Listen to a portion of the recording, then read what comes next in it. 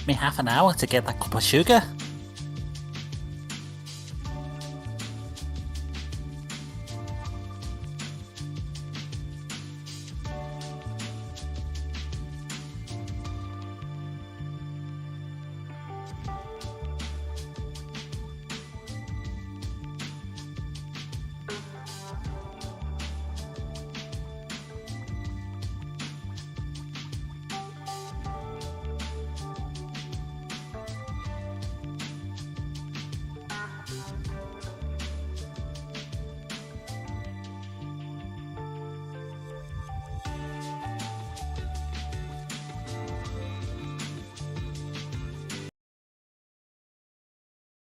Hello and welcome to this Friday night's television review of Wandavision. I thought we were going to get a graphic.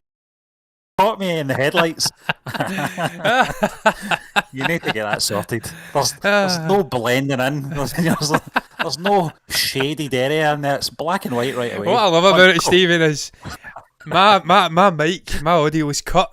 No one can hear me. You can hear me, but they can hear you. So I'm just laughing my head off. They do not know what you are saying to me. That's the worst part about it for me anyway. I can't wait till lockdown's over. But anyway, listen, we're going to crack on with the show. It is, of course, Friday night, and we are continuing our Wandavision television reviews. And we're on to episode 3 now, John. Yes. Into its second week, because we did get 2 last week. So we're into episode 3, John. Before we hand it over to you, this is my favourite episode so far now. Yeah. It just gets better and better. But I'm going to hand it over to you now anyway, so you can guide us through this review experience. Yes, Stephen, I started off in my little guideline there by saying, what an effing intro. I don't want to swear, I'll leave that to you if you want to swear. Although I swore last night numerous times. Yeah. But what an intro it was. I've just paraphrased it, corny 70s TV show galore. That was that intro for me. I'm looking at an article here which is talking about various different inspirations and sort of Easter egg discussion. Need to say the Brady Bunch, Mark and Mindy. Obviously, yeah. There's so many inspirational sort of sitcoms from that 1970s era bleeding into this. And I love that aspect of it, Stephen. I love the fact that we got these sort of 50s, 60s black and white inspirational stuff. We're getting into a new era. It's a new comedic style. It's a new sort of gag comedy style. In terms of what they're doing visually, in terms of what they're doing physically, everything feels like these 70s shows. And they start that off with a bang. I love the little theme tune. Yeah. I can't actually recall the words just now. I was going to write something down, but it was a cool little theme tune. And that just starts things off with a bang. What did you make about that little intro, the little corny references to the Brady Bunch, Mark and Mindy and stuff like that? Do you think that set the tone nicely for what was to come? Because, of course, much of this episode is based around the expedited pregnancy of Wanda, and that is just perfect for laughs, for comedy gags and stuff like that. So what was your thoughts on that little intro? Took me back, John. Took me back to when I was a kid. I used to watch Mark and Mindy, used to watch the Brady Bunch. Brady Bunch is the most obvious one, you know, that it's been inspired in this intro. Three's Company, I don't know if you know that, the sitcom from the late 70s, early 80s, I think. That theme tune, if you listen to that, it's very reminiscent of what they were trying to achieve in this episode. Fantastic. And it sets it up as well. We knew by the end of episode 2 we were going into colour. That's the other thing it said, Wandavision and colour, as they misspell it in the US. But it was great. It was a great setup. And we knew that it was going to be primarily about the pregnancy. Didn't think it was going to happen this quick. In one episode, half an hour episode, but we'll get into obviously how rapid that thing progresses anyway. But it was a great intro. I loved the intro, John. Very catchy. I've watched this episode twice today. I watched it earlier this afternoon, and then I watched it again tonight. Amazing stuff. It's fresh as a daisy for me because I've literally finished watching it 15 minutes ago. So very, very fresh for me. Stephen, you're right. It's a very quick pregnancy. So much so that I've says a natal doctor, but it's not a natal doctor. This guy's just a doctor. A 70s doctor. A jack of all trades, master of none. He comes and speaks to them. He's putting the sort of, what do you call those things? Those hearing things that doctors have. Puts it to a stethoscope, puts it to a bump and says, yep, definitely pregnant. They have that back and forth. He's like, it's all happened so quickly. Yeah, she says that, doesn't she? I gathered that, or something along those lines. Vision's in shock. He's like, how's this happened so quickly? The Doctor's speaking in 4-month timelines, and he's like, but it's just happened literally overnight, and that sets the tone for the entire episode, because her bump gets bigger and bigger, Vision's exasperation gets bigger and bigger, and all of the craziness that's happening around about with these individuals in this town, her trying to cover up for it. She's just been speaking to this Geraldine, her next door neighbour, literally a day before, no bump. Now she has a 9-month pregnancy bump. So it's all built around about that concept, and I thought it was so intelligent, the laughs they managed to manufacture. Vision in particular, again, was hilarious. Even in the intro, there was a little Easter egg. He was wearing the green and yellow shirt, I believe. That's a callback to his original colour scheme in the comics. Absolutely littered with Easter eggs, littered with great little laugh moments. Stephen, I don't know what you thought about some of the comedic gags in that little sequence prior to Vision whisking away when the waters break. We have moments in there, some cool little moments as well, with obviously things happening around the house, again reminiscent of the 70s physical sort of laughs. We've got the pipes breaking and things happening around about. Vision has a moment as well, which is quite unnerving, when he realises something's not right here, and he says to her, "This ain't right. What about that last night? This and that. This isn't right." And she stops him and rewinds it back. And as you says, you thought it was a glitch in the stream you were watching on Disney Plus.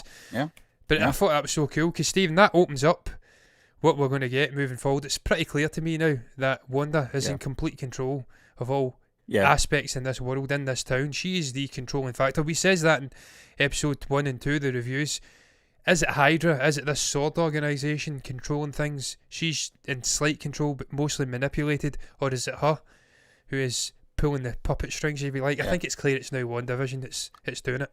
Yeah, it's the clearest indications as in episode 3 how this is going to go. And you get, I know we'll get to the end, John, about the sort of end sequence, which kind of gives the game away. But you're absolutely right. The Geraldine character, for me, with everything that was happening during that pregnancy, kind of suggested to me that she knew more than she was letting on, because there was a lot happening that she was witnessing. Obviously, the pregnancy thing was the sort of big thing, but the things that were happening around the house... well, she didn't notice that, to be fair, at first, but it's just everything that was happening. See, even if you were aware that you were in a room with a Scarlet Witch and you knew her powers, and you were part of an elaborate sort of ruse to try and coax her out of it, even if you were sitting in that room having a conversation with her, if she's conjuring up stalks around about you and crazy shit's happening, you'd be spooked. I'd be spooked. So sort of putting yourself in that character's shoes. Yep, she knows she's in the room with a superhero and that they're capable of all of this crazy stuff, but you'd still be spooked. So I thought she acted that well, the actor. I thought the character was unearthed. She was uneasy in her presence. And certainly later on when she gets sort of caught out. A second viewing, you can tell that she's actually ignoring a lot that's going around during that time in the episode, conveniently, because she's obviously been sent in to try to get into, Wanda's head. The sort of sequence outside the house as well with Vision and the neighbours, was, as you said, was very unsettling. The chap, I can't remember his name now, the actor, the character, but he's his next door neighbour. I can't he actually cuts into the breeze blocks with his hedge trimmer. He's trying to tell him, but there's a reluctancy there. I think they realise if this Vision, I don't even know if it is Vision that we've seen in the films, if it's just her sort of conjuring up the character. I think it is. But he seems to have a sense of self-awareness, though. So perhaps not. I don't know. Exactly. It's a bit confusing at this moment, but I think as the episodes, are released, we'll get a clearer picture of exactly where certain things are coming from. But that was very unsettling. And you're right, that moment back in the house when he comes back in, it proved again from what we saw at the last episode with the guy coming out the drain with the bees. I think it was bees anyway. She's in complete control, as you said, and again she's in control when she doesn't like something or she doesn't want to open up her mind to reality. she switches it off, she shuts it down and takes it back a few steps, and that's what she did there. I actually thought it was the streamer, like I told you, John. I thought it was just the way it was cut. It wasn't like a clear rewind like we got in the previous episode where they actually went backwards. It was like a physical rewind. This was a cut. It was like a cut, and we were back to maybe 5 seconds ago. It's so it was cool, very though. quick. It's so cool because it shows you good. how powerful Stephen and how powerful this character is, and she is obviously grief-stricken. She's not herself. She's descended into madness, and she's creating this alternate universe to whisk herself off to. Stephen, you see that as well in the advert. There's another advert in here, and I'm loving these adverts. I was actually reading another article about the adverts. Bubble bath one. The bubble bath one, yep. And again, so 70s. The perm, the makeup, everything's just 70s. It's just so. I remember the old recreated. Imperial leather adverts. I remember like Imperial leather as well, Stephen. Oh, Redox.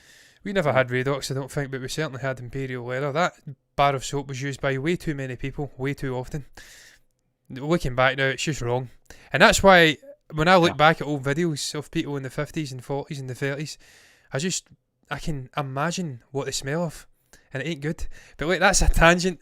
That's a tangent too far. Go back further on that, John. The smell shit. Smell shit. Lord of the Rings, you know.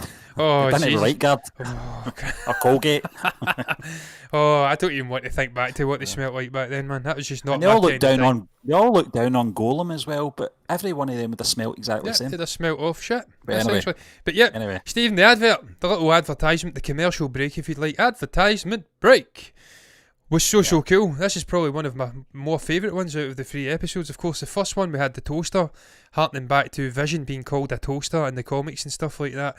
Tony Stark's sort of, I don't know, conscious goon. And then in the second one we had the actual watch. There was Hydra elements in there. There was lots of things going on. Actually, the name of the manufacturer, that harkens back to a character, Hydra. He actually tortured the two twins, Pietro and Wanda. So there's lots of little things in there. Such loving attention to detail from Feige and everyone involved in this TV show. This one, they're saying that you can go back. I've actually tried to paraphrase what they says, and I think I've completely butchered it. My memory is not the best. Essentially, find your own little world.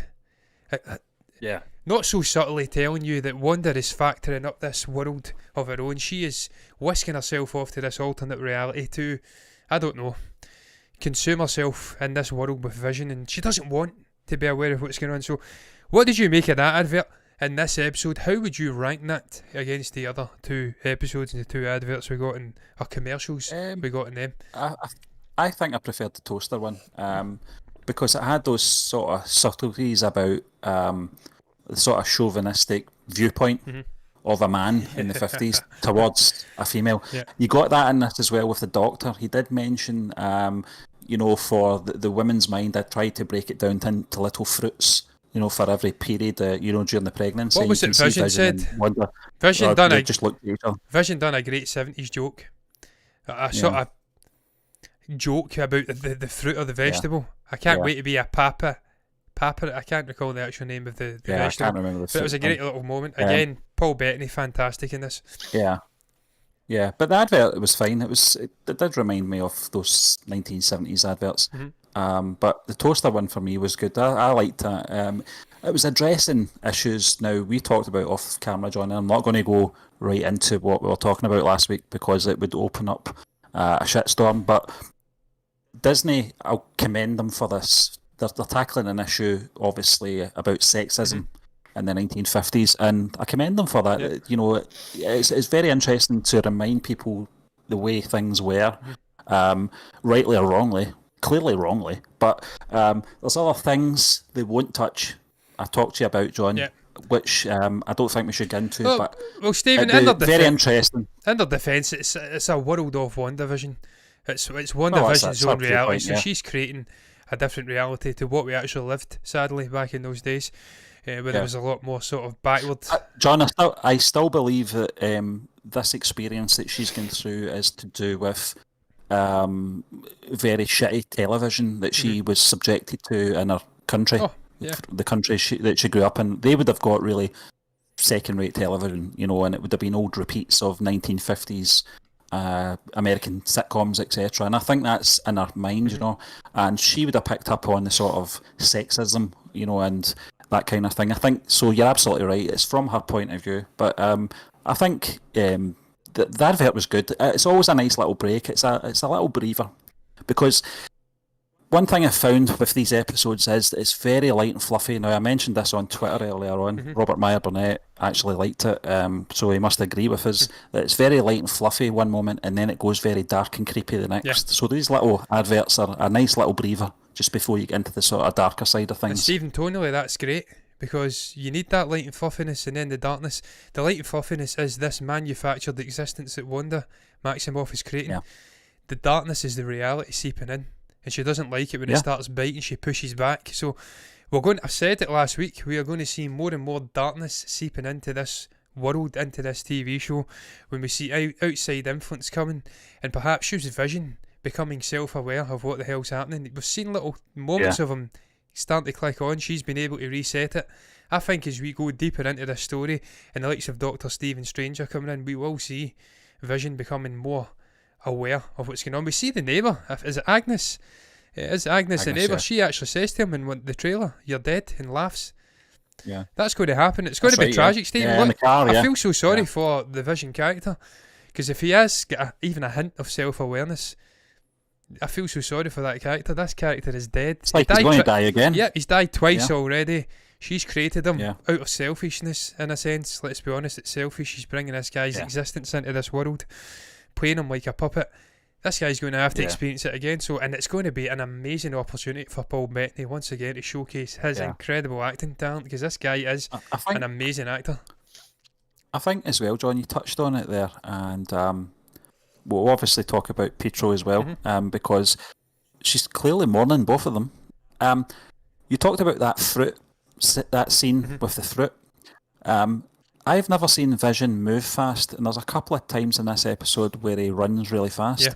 I think she's doing something in her subconscious that's blending the Vision character with her twin brother. That was his power. There you go. I'd never seen Vision do that. He can fly, flies. he can do all that kind of thing. He can get through objects and stuff like that, but I've never seen him move that fast. See, I didn't figure that it. was more like Pietro. Quicksilver, yeah. Yeah, because the doctor says something, it was almost like we were flying, so I just assumed he was flying. But you're right, he was running quite quick. So that could be a blending Quicksilver in with Vision. That'd be incredible. Yeah. And we know Evan Peters is going to be appearing in this TV show. I think that was confirmed. So it's going to be strange, Also, it's not Aaron Taylor-Johnson, but that's the Quicksilver everybody loves. So, look, man, if that can... Stephen, I think we will see Vision coming into this MCU again. I think he will be revived, if you'd like. And it's so important because, also, she does give birth to twins. She calls them Billy and Tommy. That, again, harkens back to comic book accurate stuff. Billy and Tommy are the name of the twins in the comics. These twins are born in a made-up existence. I think it's Vision and Scarlet Witch, 1985. There you go. I'm reading it off the screen just now. They don't exist. They are taken out of existence. Later on, she actually gives birth to the two kids again from Vision, and they're called Billy and Tommy. And it's actually Tommy Shepherd and Billy something, I think's the names. What I'm getting at is they don't exist in this world, but they do end up existing. Vision doesn't exist in this world. I think he will end up existing. Quicksilver, currently dead. Aaron Taylor-Johnson's version, I think the Evan Peters version, will come into existence in this world and somehow bleed in. I hope he does anyway. That's what I want to see. I think we'll see some things getting created in this crazy fractured sort of universe, making their way back over into the MCU, and hopefully that's addressed in the multiverse of madness. Dr. Stephen Strange coming in, because we know there's going to be back and forth Spider-Man 3, all of this crazy shit is going to be happening. So I'm just loving the way they're handling this. There's no drop in quality. It's distinctly different to anything we've ever seen in a Marvel property. But it's the manufacturing and the production and the scale of it and all of that is still of high quality. It looks like it could be a $10 million an episode production. Yeah. So I don't know what you think about that, Stephen, also, the potential. Do you think Evan Peters should come into the MCU? Is that something you'd want to see? Do you think Vision will, even though he's not alive, really, do you think he will end up coming back? I think I asked you that before. He is my favourite Quicksilver out of the two of them, but out of both actors, I do prefer Aaron Taylor-Johnson as an actor. Of course. But there's just something about Evan Peters. Stephen, you're looking like 1985 Beirut again there, but it's all good. It's just a connection. There's nothing we can do about it. Yeah, well, I'm just looking at the screen just now, John. It seems fine at the moment. If I'm keeping my eye on it, I've not kept my eye on the sound. I don't even know if people can hear us. Yeah, So yeah, it's there. good luck. Yeah, I can see it in the mixer. Hopefully we can. But I think Lord knows what my sound's like, though. I could sound as though I'm in a can of Coke again. yeah. So I think, John, you've got to commend Marvel as well here, because they could have went very safe with their very first television series in this MCU and did the Falcon and Winter Soldier, just the sort of action television series. But they didn't. They went for this crazy, surreal, leaves a lot to the imagination, a lot of mystery, intrigue, surrealness, with two characters that we've not really delved into throughout the whole Infinity Saga.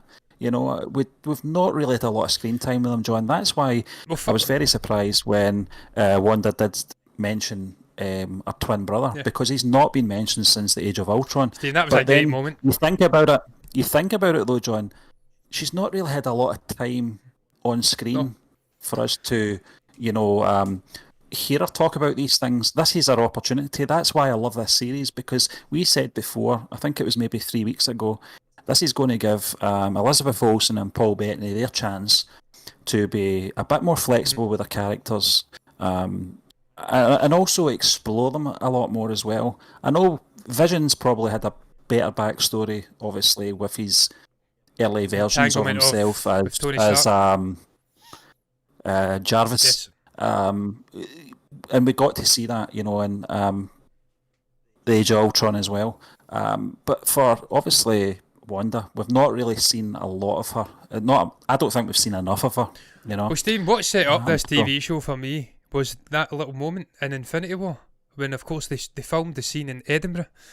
It was in the train station when Captain America comes back. He looks immense with the beard and all of that. That little moment, little couple of minutes, 3 minutes or whatever it lasted in Infinity War between these two characters, you've seen the chemistry, you've seen that relationship, the romance. That was enough for me to set up this TV show and what we could get. And it was just enough. Obviously, we get the moment when he dies in Wakanda as well, but that little interaction and the moment where she tries to save him, he ultimately dies again when Thanos reverses time, that was enough to set up this TV show. That told me the chemistry was there and that the characters in a sort of thematic and story way were going to work together in this TV show. So I was excited when they announced it. I thought it was wacky, different to any of the other concepts. They are, you're right, more traditional Marvel properties. Falcon and the Winter Soldier will be an action movie. It'll be like Captain America movie on a lighter, smaller scale. Yeah. She-Hulk, all of these other things are all traditional properties from Marvel. This is different. This is crazy. It's multiverse. It's wacky. It's getting into grief. It's getting into all of this crazy shit. It was a risk. It was a risk. Yeah. And for them to make that the first property, I'm surprised, Stephen. I thought they'd have fitted this in between Spider-Man 3 and obviously Doctor Strange in the Multiverse of Madness, but clearly they have a vision, if you pardon the pun, and it has to fall in line with this sort of timeline. I thought they would have released and something it makes else. you wonder What's coming. Yep. Oh, I can't wait for Spider-Man 3. Oh, and I just love Doctor Strange. He's my favourite character, probably. I love Benedict Cumberbatch. When you're delving into multiverses, there is two ways to look at it. They could have went just right into it with one of their feature films, i.e. Spider-Man 3 or Doctor Strange 2. They chose to do it in a television series, and I think it's the correct way to do it. Yes. If you're going to go wacky and surreal, might as well do it with the first sort of production on the television scale. And it's perfect. And it's Marmite, Stephen. Some people don't like it. Some people are really hitting out against this, but I personally love it. I love this exploration of these themes and stuff. It's definitely something different. It definitely is different. And Stephen, something else that was different was the buff scene. When she's running around, her stalk's running around, and she's trying to cover up this bump. The baby comes out. Yeah. Vision takes down his guys. He's very much red. He's very much an android, whatever he is. Then the other baby comes out, and of course they name them, and it's all expedited again. And then you get that crazy shit between the neighbours and Vision. He walks over. There's awkwardness, and they start revealing slowly but surely that even though she's in control, this is confined to this town. We've got this sword organisation outside. The back and forth between Geraldine, the little pendant with the sword. Yeah. The moment she mentioned Peter. Petro. Petro. The confrontation was fantastic. Peter check. It was so Sokovia. it was so dark. Yeah. It just, we said this earlier, how you can go from light and fluffy to dark and creepy in the matter of seconds. It's the traits of good writing, and great acting as well from obviously Elizabeth Olsen and Paul Bettany and the supporting cast. But there's something very unnerving about when they do that in this series, because I always found, I think I mentioned this last week, I always found the Brady Bunch, etc. I Dream of Jeannie Terrifying. creepy. Anyway, there's just something creepy about it. I don't know what it was. It was that kind of. It was that perfect world, and you saw it outside. Just the sort of the perfect grass. I don't know if you noticed it when Vision was walking across to confront his neighbours. Like the grass is almost that. That's exactly it. It's like Nooktown. Everything's in its place. It's perfect. There's just something very clinical and very creepy about that, as it is. But when you go and Geraldine mentions obviously Ultron, my jaw dropped. I went, I can't believe they're going here, because I thought that's in the past. They've not touched it yet. Why would they touch it now? But it was great. It was a great scene. It was that little sort of slip from a character that revealed that she's from the outside. She's aware. Yeah. And of course, we now know that all of them are aware. The neighbours are aware. They're aware of Vision. John, and he's I dead. mentioned this to you the other night, that this is very much like Life on Mars to me, where people from the outside world are trying to get into the subconsciousness of, in the case Sam of Life Tyler. on Mars, it was Sam Tyler. It was the doctors coming into his world to try and get him out of the world. I think that's the same thing that's happening here. I think Geraldine is obviously an agent of some sort. She's went in to try and bring her out of this comatose state, whatever it is. But she has to let Wanda let her into her mind. Yeah. Wanda says about Pietro, that's the key here. That's the key to opening it up. That's when she mentions Ultron, but she went too far, I felt. Yep. She's took it too far. She should have let Wanda maybe come out a little. But that lullaby that Wanda sings as well, and Sokovia, that was a great moment. Great voice as well, yeah. Stephen, it almost puts me in mind of Shutter Island, the Martin Scorsese movie, when Leonardo DiCaprio's character, they're trying to bring this guy back from the brink of madness, but they're having to tiptoe around him and just get the balance right, and then they overstep the mark and it sends him back. That's what it's like. It's got to be him. He's got to take those steps, And I think that's why we will see Quicksilver perhaps coming in. It could be that maybe Doctor Strange brings this guy in, conjures him up or something from a different universe, and he's the only guy that can bring her back from the brink. I don't know, but it's going to be very interesting. But that lullaby was a very cool little moment, quite touching. And then she goes, she flips, then she flips and kicks Geraldine out of the town. She lands, and what was the song they played? Oh God, what was the song? Daydream Believer by the Monkees. Yeah. And of course, Geraldine, I'm looking at this article again. She is actually, I think she's playing a superhero herself from the comics. I'm trying to find the superhero's name here. I'm trying to dance around about my camera, and I just cannot see it. The blue and white of Starburst. What's this character's name? Pulsar. I think she could be Pulsar. So I'm going to have to dive down and look at that. Could be that this TV show's spawning some new characters for the MCU, even if they're just TV show level characters. That's absolutely fine. But yeah, I really enjoyed that moment. I enjoyed the sort of reveal that everybody in this town's aware that they're dancing around doing their magic tricks. We think they're pulling the wool over their eyes, and actually there's layers of complexity. They're actually aware of them. I thought that was a cool reveal. Yeah, up to this episode, I didn't think that. I thought these characters were unaware of what was going round about them, if you know what I mean. But it's very evident they know more than Vision knows. They absolutely do, yeah. Vision's the man who's in the dark. I feel for that guy. Yeah. He's tragic. He is. He's a tragic character. But man, I'm just loving Paul Bettany's acting. I really do. Stephen, overall thoughts in the episode? Perhaps your favourite character actor in this scene? I have to say, whilst I did like Bettany, I think Elizabeth Olsen steals the scene here. I'm glad. I'm glad as well, John. Yeah. Just for that moment with Pietro and her and Geraldine and the dancing around when she's giving birth. It was just a great physical acting performance. Just a great performance. I don't know the actor's name that played Geraldine, but I liked her as well. Especially when she said, "What was that sound?" And she said it was my new ice machine that I've fitted into my refrigerator. Fancy. And she went, "You're so fancy." It's just a great line. I'll try and find it. She was great in it, but Elizabeth Olsen for me, John, was the standout in this for that moment. Yeah, I'll try and find that actor's name, Stephen, just very briefly before we round it up. It was in the trailer, because I remember that bit in the trailer where she lands on the grass at the end. That was in the trailer. Tiona Paris, is it?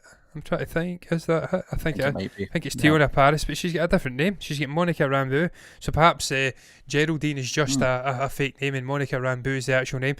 I don't want to dive into this in case they give away episodic details and we know certain characters are gone or coming back, even when they shouldn't be.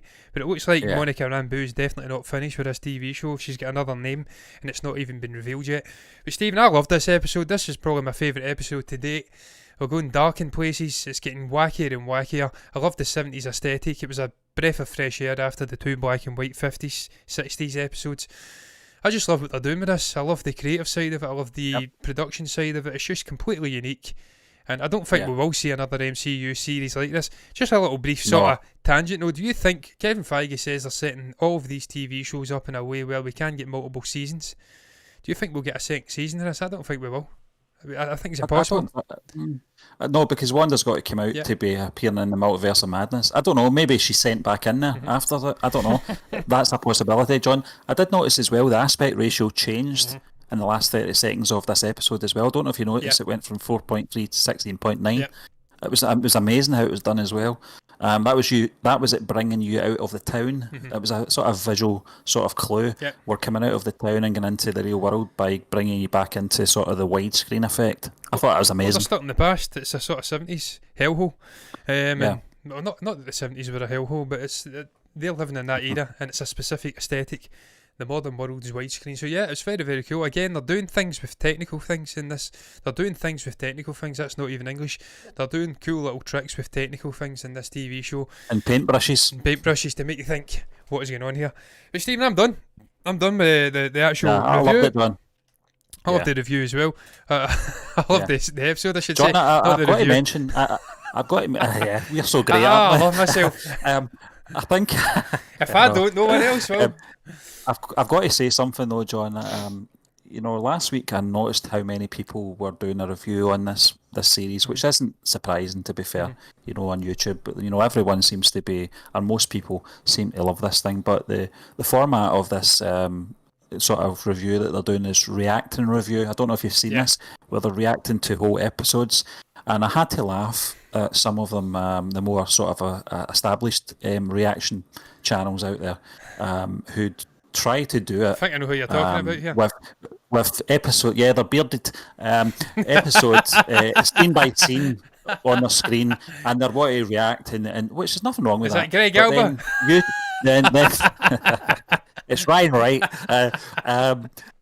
I love video rejects, man. I love them. YouTube are actually pulling some of their stuff for doing this, and then they're raging about it. You can't do that. That's why we don't do it that way, because we know there is a risk, John, and we've put over half an hour into this episode, which has been very enjoyable, but I don't want to see it pulled by putting clips of, we could go down that road and do it scene by scene if you want, but there's an awful risk with YouTube getting a strike or just getting it pulled, But I had to laugh at the sort of false outrage, from certain channels when that happens. I'd be outraged as well.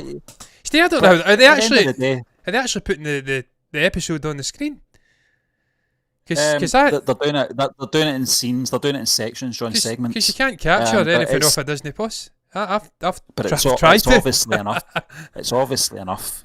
I think maybe the music, maybe someone doing Daydream Believer out there, will get caught out. Absolutely. But I just thought I'd put that in. That's why we do it the way we do it. It's more of a discussion rather than a reaction. No, we don't react to full episodes, Stephen, because we're in different places. It wouldn't work. It'd be a disaster. But yeah, look, I love the Real Rejects, man. They do what they do. Although I didn't mention them. I didn't say it was them. We noticed them, Stephen. I didn't quite care for the Chadwick Boseman tribute, but that aside, they're a decent channel, man. They're Greg's... what's his actual name? Ryan Wright? It's Greg. Yeah, Ryan Wright. His actual name is Greg. That's what I'm saying. But look, I digress, man. That's going to round it up. It's a bit mental at the end there. What is your thoughts on episode 3 of WandaVision? What did you make about it? How does this rank in terms of the 3 episodes we've seen so far? What are you thinking about Chucklevision? Yeah. It's not Chucklevision. To me, to you. To me, to you. To me, to you. Oh, I fucking hate them. Oh, but it's... I hated them with a fashion. I grew up with that shit show. Oh, Jesus Christ, man. What was your thoughts on it though? You can comment below if you've got anything to say. You can also like the video if you've enjoyed it, subscribe to the channel on YouTube, and give us a little follow on Twitch if you're watching on there to see more content like this in the future. And if you do, you'll see us back next Friday doing a review of episode 4 of Wandavision, movie news through the week, and perhaps the odd reaction as well if it really tickles my fancy. We'll probably react to Godzilla vs Kong at some point, Stephen. Apparently it's coming out this weekend. I can't wait to see your reaction to that. You can rile up the Godzilla fan base once again. But look guys, until then, I'm going to bid you farewell for bye bye. Oh.